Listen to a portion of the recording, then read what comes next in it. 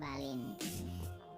Paus yang panjang dan ramping ini memiliki bagian belakang yang berwarna abu-abu kebiruan dan bagian depan yang lebih terang. Seperti paus balin lainnya, makanan pokok paus biru adalah crustacea kecil yang disebut krill. Paus biru sangat berlimpah di hampir seluruh samudra hingga awal abad ke-20. Selama lebih dari 1 abad, paus ini diburu sampai hampir punah sebelum akhirnya dilindungi oleh komunitas internasional pada tahun 1966. Menurut sebuah laporan pada tahun 2002, terdapat sekitar 5.000 hingga 12.000 paus biru di seluruh dunia yang terbagi dalam sedikitnya 5 kelompok. Penelitian terkini subspesies paus biru perdil menunjukkan bahwa perkiraan ini mungkin terlalu rendah.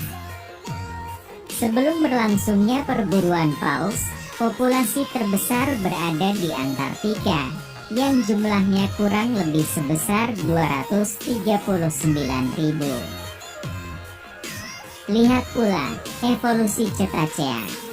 Paus biru merupakan bagian dari famili Balaenopteridae, yang juga meliputi paus bungkuk, paus sirip, paus braid, paus sei, dan paus minke. Secara evolusioner, famili Balaenopteridae diyakini terpisah dari paus lain dalam subordo Mysticeti pada masa Oligosen. Paus biru biasanya diklasifikasikan sebagai salah satu dari 8 spesies paus dalam genus Balaenoptera. Ada pula ahli yang menempatkan paus ini dalam genus Sibaldus, walaupun pengklasifikasian ini tidak disetujui. Analisis rangkaian asam deoksiribonukleat menunjukkan bahwa paus biru secara filogenetik lebih dekat dengan paus sei dan paus braid daripada spesies Balaenoptera lainnya, dan lebih dekat dengan paus bungkuk dan paus abu-abu daripada paus minke. Paling tidak tercatat 11 kasus persilangan antara paus biru dengan paus sirip di alam. Menurut Arnason dan Gulbert, jarak genetik antara paus biru dengan paus sirip kurang lebih mirip dengan jarak antara manusia dan gorila. Sementara itu, beberapa peneliti yang bertugas di Fiji melaporkan bahwa mereka telah mengabadikan citra paus hasil persilangan antara paus biru dan paus bungkuk. Deskripsi pertama paus biru dibuat oleh Robert Sibbald dalam karyanya yang berjudul Palynologia Nova. Nama lain yang pernah digunakan adalah Rorqual Sibbald, paus biru raksasa, dan Rorqual besar utara. Istilah paus biru pertama kali digunakan dalam novel Moby Dick, yang hanya menyebutnya secara sepintas dan tidak mengaitkannya secara spesifik dengan spesies ini. Deskripsi dan perilaku. Paus biru memiliki tubuh yang panjang dan tampak membentang bila dibandingkan dengan tubuh paus lain. Sirip punggung paus ini kecil dan berkisar antara 8-70 cm, biasanya 20-40 cm dengan rata-rata 28 cm.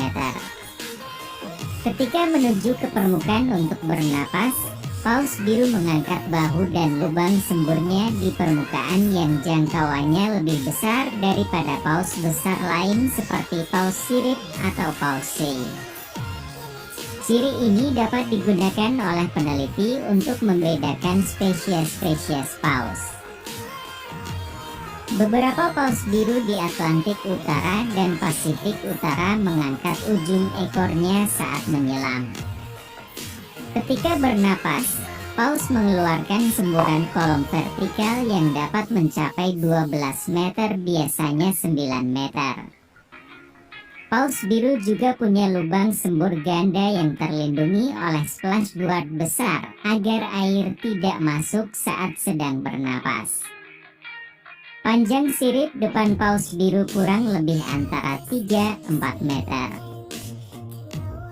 Bagian atas paus biru dan kadang sirip depan biasanya memiliki belang-belang.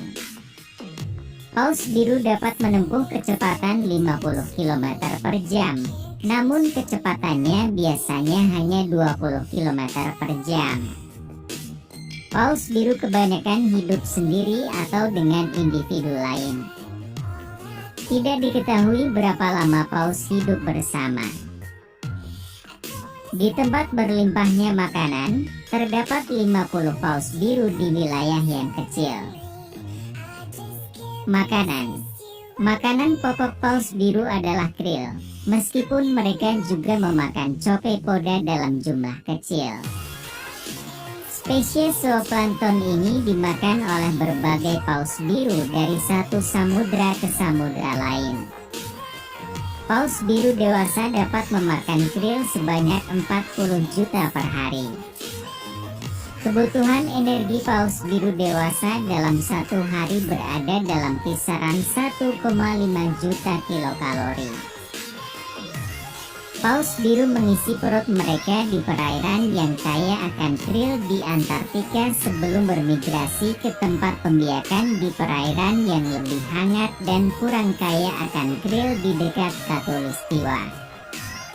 Paus biru dapat menerima energi 90 kali lebih besar dari yang dikeluarkan, sehingga memiliki cadangan energi yang besar. Karena krill bergerak, paus biru biasanya makan di kedalaman lebih dari 100 meter pada siang hari dan di permukaan pada malam hari. Paus biru makan dengan menerjang sekelompok krill, sehingga menelan krill dan air dalam jumlah yang besar. Paus biru juga kadang-kadang memakan ikan kecil, crustacea, dan cumi-cumi yang tertangkap bersama dengan krill. Lihat pula nyanyian paus. Berdasarkan perkiraan yang dibuat oleh Cummings dan Thompson, ketika diukur relatif terhadap tekanan 1 mikropascal dalam 1 meter, tekanan suara yang dibuat oleh paus biru tercatat antara 155 hingga